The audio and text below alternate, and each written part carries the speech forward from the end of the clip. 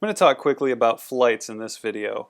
And the first thing, and this is going to sound really stupid, but make sure you know which destination you're flying into and make sure you confirm the dates.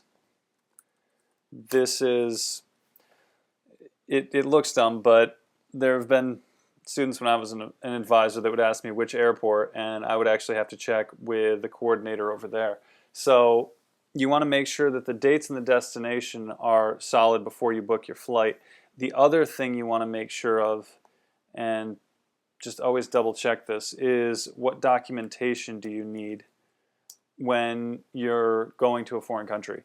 You want to make sure that you have everything, whether it's a visa or a letter or what they're going to look for, so that you don't have problems at the airport, either on the United States side or when you're trying to fly into country, to make sure that everything matches up. And your study abroad advisor should be on top of that and should be able to help you with that information.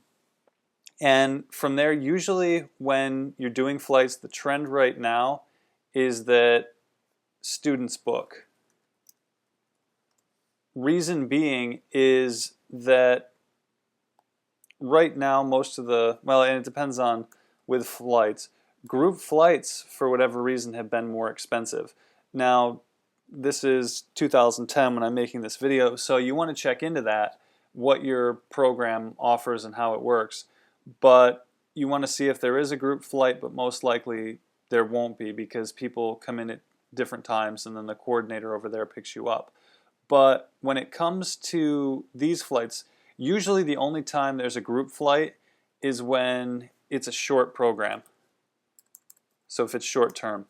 And again, check with whatever your individual program is, but the reason they do short term programs is because everybody has to stay together for one pickup and come back together, and usually the groups aren't as big on short term programs. It depends, but they usually want to keep everybody together with the coordinator because there's a tighter schedule on.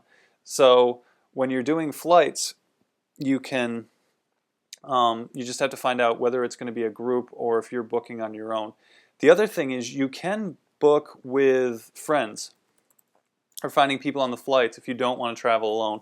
It can be very scary, so you can coordinate it, and students have done it in the past. It depends on your preference, but find a person on the program, either from your school, maybe another school, someone that you've contacted before you book flights, to get going through the airport with and just have everything together. A lot of students find that that's a good option. And when it comes to flights, the only real recommendation I'm going to make as far as booking is kayak.com. That's the one I use. It searches a bunch of different sites.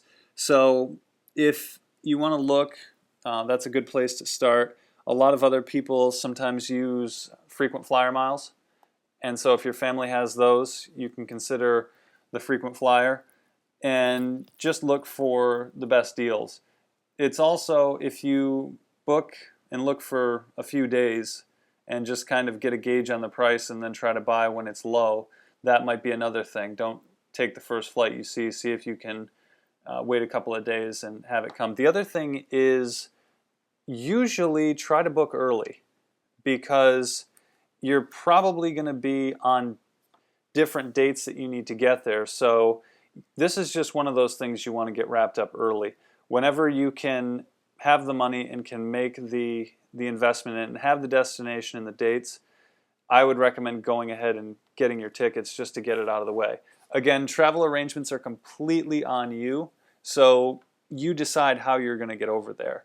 And when you're looking at study abroad options, if money is an issue, you may want to look at the cost of the flight just to see, because it's going to probably cost you a lot more to go to, well, it depends, but a lot more to go to Australia than it will be to go to Mexico.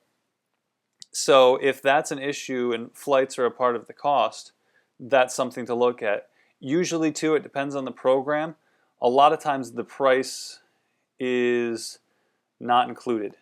So make sure you know, or it's in the budget, that if the price is not included or if it's together with the program. Most likely it's not, but get an idea of that. So that's pretty much it about flights.